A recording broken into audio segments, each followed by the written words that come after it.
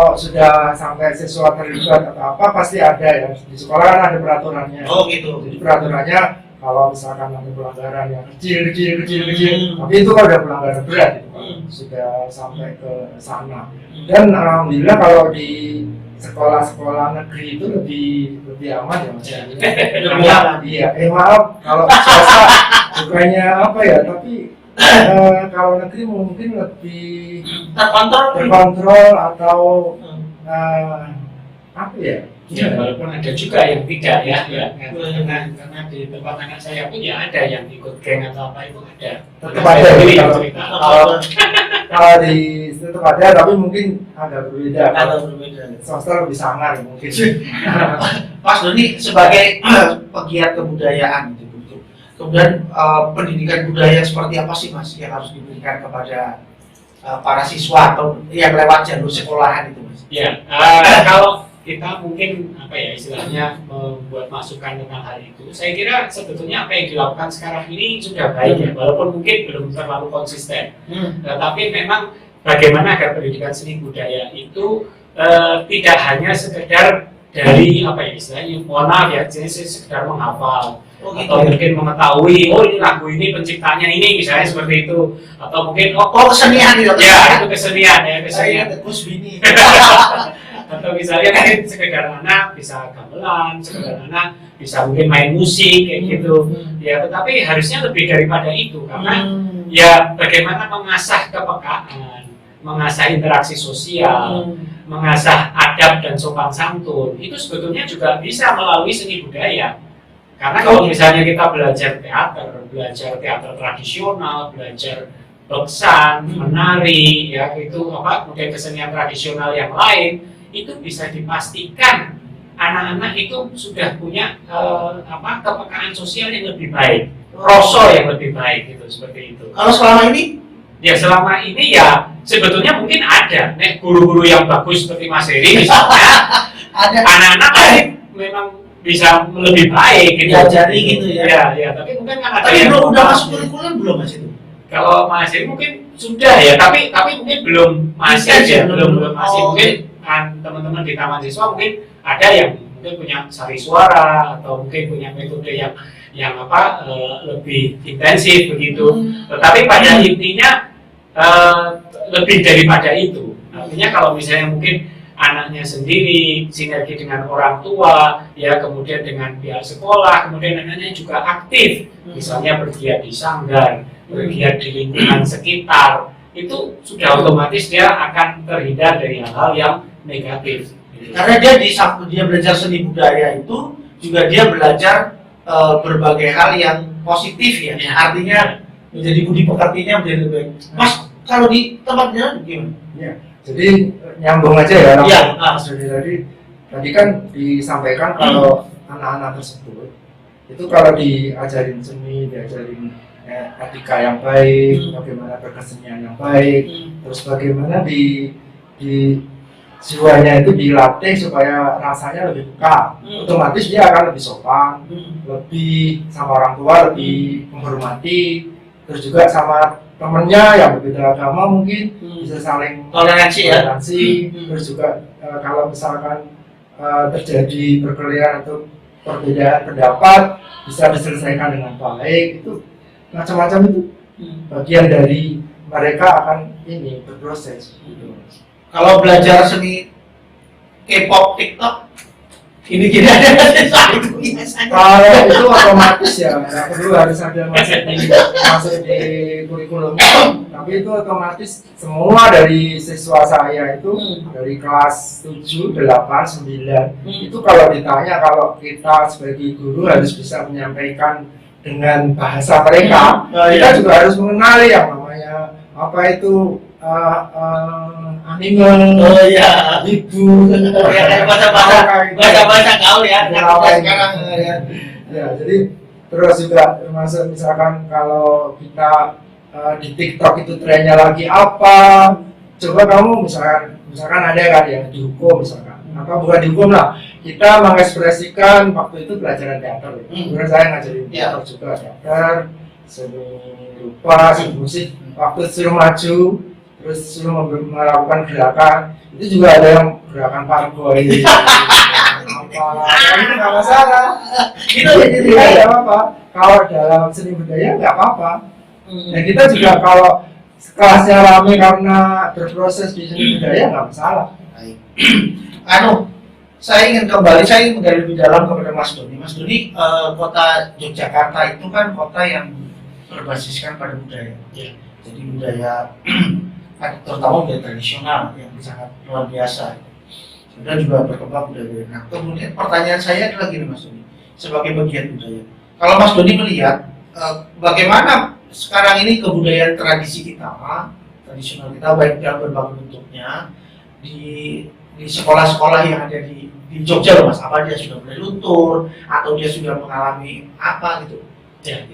Ya kalau saya melihat memang tantangannya sekarang ini besar sekali. Seperti tadi yang Mas Heri katakan ya. Artinya arus globalisasi, arus yang dari luar, yang sekarang istilahnya di hadapan anak-anak itu kan ya itu tadi ya, yang kalau lebih mudah mencari tentang K-pop atau mencari tentang hal-hal yang sifatnya itu budaya modern di HP, karena di HP ada cepet banget gitu ya, cepet banget gitu. Mau kemudian dia nanti setiap orang tidak perlu belajar teater atau tidak perlu belajar istilahnya edit karena semua sudah ada di Reels, ada di TikTok, ada di jadi kayaknya semuanya jadi serba instan. Nah, oleh karena itu memang tantangannya besar sekali. Walaupun sebetulnya kalau misalnya kita tidak pungkiri sampai saat ini untuk budaya tradisi meskipun menurun atau misalnya mendapat tantangan yang besar, tetapi masih banyak yang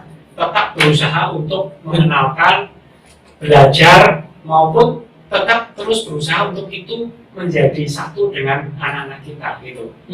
Karena apa? Karena ya terus terang ya guru-guru seperti Mas Heri ini ya masih banyak yang istilahnya secara intens mengenalkan bagaimana seni budaya, bagaimana wayang, bagaimana gamelan. Kamu harus belajar ini loh gitu. Walaupun itu tentu saja tidak model seperti dulu. Nah dulu kan ibaratnya mungkin diwajibkan, ya ibaratnya kudu ini gitu. Nah sekarang mungkin ya memang harus pelan-pelan, harus ada kiat-kiatnya. Misalnya mengajak anak untuk pesan gitu. Kalau saya strateginya dengan anak saya dulu adalah bahwa dia harus punya teman atau sahabat di pesannya. Sehingga dia merasa nyaman ya. Merasa nyaman. Jadi meskipun dia belajar jauh, latihannya itu rumah saya di Pakualaman, latihannya itu di dekat Bastol atau di daerah Tugu ke utara sana itu dulu tempatnya yang teknik misalnya, itu tidak masalah. Karena apa? Karena merasa bahagia di sana. Senang. Ya, ada sahabat-sahabat, ada teman-teman di sana begitu. Mas Doni, kalau misalnya sekarang saya belum paham dengan strategi pemerintah di bidang pendidikan, saya belum paham itu. Termasuk di dalamnya adalah bagaimana penguatan tradisi budaya itu di dalam kurikulum pemerintah. Kalau pemerintah sekarang melakukan apa Mas Doni terhadap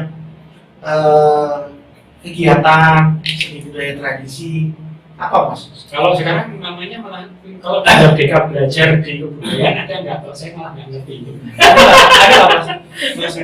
Ya, kalau menteri kita Pak Nadiem itu sebenarnya dari pusat, dari Kementerian Pendidikan, otomatis Merdeka Belajar itu sudah lama digaungkan, dan guru-guru juga sudah mulai di training, guru penggerak, terus guru yang keterampilan dan sebagainya. Tetapi persoalannya ketika pendidikan itu tidak melulu dari pusat saja. Daerah kan punya muatan lokal ya? Iya, maksudnya bukan cuma muatan lokal, tapi punya kekuasaan. Nah, jadi misalkan kayak sekarang ada ASBN, ujian yang daerah itu juga bagian dari kekuasaannya daerah ya. Wilayah otonomi. Otomatis kan kadang-kadang memang dari pusat Merdeka Belajar, tapi ada aturan-aturan yang harus dipatuhi, sehingga sebetulnya kalau menurut saya sih pendidikan itu seperti zaman dulu, tetapi programnya hampir merata ke seluruh ini nggak masalah ya. Oke. Baik, teman-teman sekalian, tidak terasa dan cukup banyak juga ini informasi yang disampaikan oleh teman-teman narasumber yang hadir di studio sore hari ini. Jadi memang dalam catatan saya ada satu, bukan dilematika kalau Mas Doni tadi, tantangan tersendiri bagaimana menjadikan seni tradisi itu menjadi bagian penguat dari pembangunan sistem pendidikan, gitu ya Mas Doni. Walaupun dari atas kata Mas Heri itu ada sistem Merdeka Belajar, tapi implementasinya di daerah itu memang harus lewat otonomi daerah. Sehingga kekuatan seni budaya itu menjadi bagian penting dalam konsep pendidikan bagi anak sekolah. Karena arus deras tadi yang saya sarankan, ada K-pop, ada Pargoy, ada TikTok, ada segala macam, itu menjadi satu bagian yang tidak terelakkan untuk masuk ke dalam dunia pendidikan anak-anak ya Pak? Iya, betul ya? Iya. Jika kalau tidak mau pendekatan seni budaya menjadi satu hal penting di dalam memberikan, mengimplementasikan seni dan budaya tradisi sebagai penguat. Nah, kenapa itu menjadi penting? Mas Doni tadi sudah menginformasikan bahwa di dalam seni tradisi kita bisa belajar berbagai nilai-nilai, nilai kemanusiaan, nilai kearifan dan segala macam. Dan itu menjadi penting.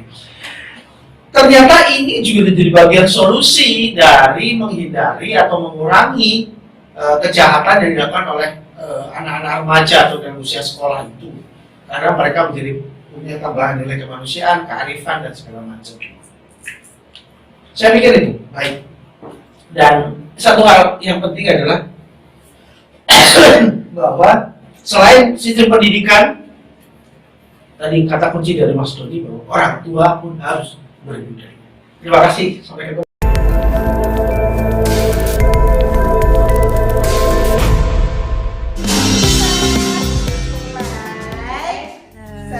We'll make a stand.